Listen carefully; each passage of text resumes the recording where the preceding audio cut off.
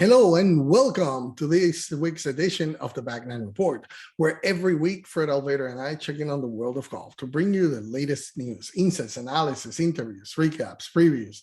Hey, we cover anything and everything golf. In other words, if it happened in golf, we have it for you.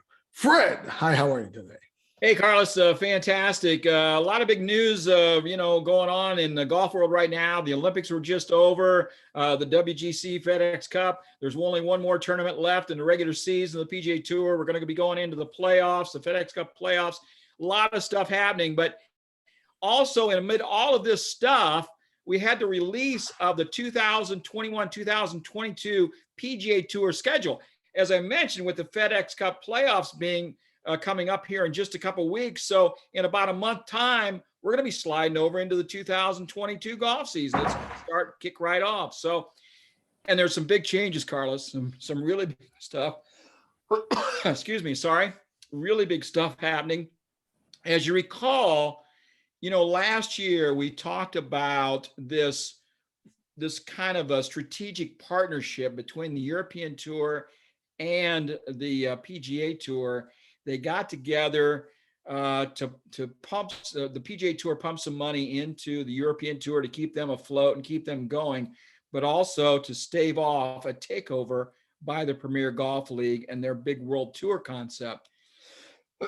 So this new schedule shows some of the fruits of that.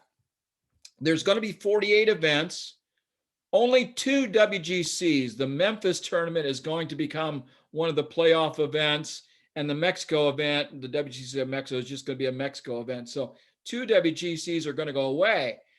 Also, the Genesis Scottish Open has added to the PGA Tour schedule as an opposite field event. Opposite the Barbasol, and the Barracuda Championship is now co-sanctioned by the European Tour. So you've got European Tour sanctions, you've got PGA Tour joining up with the European Tour. I love this, that the Scottish Open is now added to the PGA Tour. It's always the week before the Open. That'll give more international appeal to that event, get more PGA Tour players over there. I like that. The Barbasol, which is scheduled opposite the Scottish, will be a European Tour and a PGA Tour event. And then the Barracuda the following week versus the Open will also be the same way. You're going to have the 3 events in the FedEx Cup in August. They're going to finish up before the Labor Day, which will be the FedEx St. Jude, the BMW, and the Tour Championship. And they're all going to be done in August. So, Carlos, I'm going to stop there for a minute and let you talk a little bit. That's really the meat of it. The remaining WGC will be the HSBC champions in China in November, and the WGC Dell Technologies match play in August, in Austin in March. Everything else gets changed a little bit. So basically, they almost listen to us. That's what's happening. They're getting closer. I'm going to wrap that up. So I'm going to wrap that up for you here in a little bit, but they're getting closer. Yes, I think Tim was listening, and now Monahan, Jay, I think they've been listening, and whatchamacallit over in Europe. Keith Pelly. Yeah, Pelly. I think they've been listening, and your idea, and you put together that World Tour. I think we're going to get there. Yeah, they just need to get us up there and talk to them. We'll figure it out. I know it takes time. I know we'll hook them up. Yeah, I know it takes time because the schedules and the sponsors and all that, but they're on the right track. What catches my attention is, okay, so there's going to be only 2 WGCs. That's interesting because it's starting to think, okay, I really don't need, all I want to do is have more collaboration between the 2 tours. I really don't need the WGCs for that. I can just have better participation by making like what they did with the Scottish Open, which I think is fantastic. I mean, having it now a PGA Tour event and a European Tour, like you're saying, and I already started seeing some players saying, hey, now I just stay the 2 weeks there. So before it would be like, be there, but I have a PGA Tour here.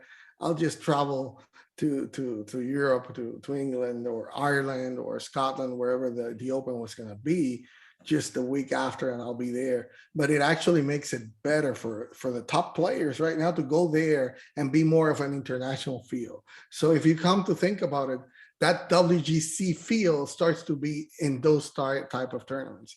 If they could just do a couple more and they can just get out of the WGCs as they should, that will really make it more of that world tour sense.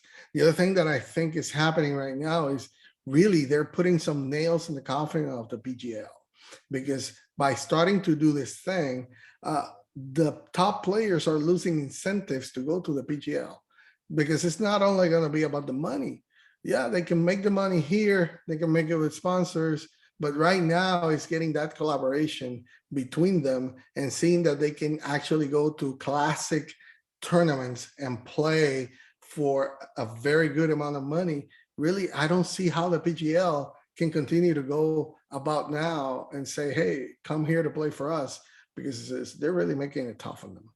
A couple more interesting things that are happening is that, in continuing along with your idea of a World Golf Tour, the Zozo, they're still doing the WGC, HSBC Champions in China, and also the CJ Cup, which normally is in Korea, but this year it's going to be held in the United States again because of still some lingering effects for COVID. So those give 3 Asian events as well as now a couple European Tour events. So this thing, we can see how this is going, Carlos. A couple of the losers a little bit. The John Deere was historically the week ahead of the Open Championship. Well, it won't be anymore. It's now going to be 2 weeks ahead because it's going to be the John Deere, then the Scottish, and then the Open. Your Puerto Rico event is now opposite the Arnold Palmer Invitational, which I think kind of hurts the Arnold Palmer a little bit because they've been relying on some of the lesser known players because some of the big names haven't been playing there. So either the Puerto Rico event's going to get some lesser players, more of the maybe the Latino American players rather than the web.com. I see more web.com players getting into the API and maybe Puerto Rico because it's going to split the talent up there a little bit, which further I think kind of hurts the Arnold Palmer Invitational. So so quite a bit of change there. The European Tour's Irish Open, another big deal here, and I gotta feel like this has probably had a PGA Tour backing, is that the purse for the Irish Open has been increased to $6 million starting in 2022. It was only 3 million euro, which is about $3.5 million US dollars. So it's up 2.5 million. So up about 40% for next year. So Carlos, wrapping this up for you. This just proves to me that the PGA Tour and the European Tour are making a concerted effort to move to a World Golf Tour with a separation for a fully exempt Super Tour with only the top 50 or so players and the rest playing a middle-level tour to qualify for those 20 or 30 spots that open up on that Super Tour every year. More international appeal, bigger sponsor commitment, and I think fans are going to be all over something like that, Carlos. I totally agree. I think they're in the process, and like I said before, it has to be. They can't just do it next year. We're going to start doing this. It has to be a gradual thing, and they're setting up the stage for that. I totally think that's what's going to happen. I agree with you. And it would be the best thing that can happen to golf. I know that our friend Kieran Clark would be like more money to the ones that already have money, but. If you come to think about it, that's the best way to do every single sports league. If you see it, they have the way to progress. Okay, so it has like the big pro elite at the top, then it has the qualifyings and that. And you might argue, okay, the European Tour has the Challenge Tour, the PGA Tour has the Corn Ferry Tour, but at the same time, you can actually have them also collaborate to be feeders to that tour. So we'll see how it goes. Definitely, I think this is the step in the right four direction. majors, Carlos. I think we're going to have like 10 or 12 really big tournaments every year. The majors are still have the major content, but I really think these other 5, 6, 7 tournaments will have just about like the players. There will be almost like a major field. Well, if you see from in Europe is the equivalent to the Rolex events. So if you can just start to do something like that and seek about some of those top tournaments around the world, both PGA Tour and in the European Tour, and make them at that level, just raise the money and raise the purses, then you can actually start to do that and really set it up for that world tour that we've been waiting.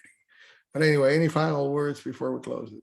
I think that pretty much covers it, Carlos. I think we were ahead of the time with that World Golf Tour. I think we're leading the way with that thing.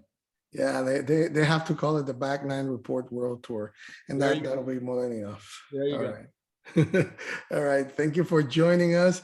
Remember to subscribe to our channel to keep up with the latest in golf news and information. Also, follow us on Twitter at Back Nine Report with the number 9 in the middle. Thank you for joining us.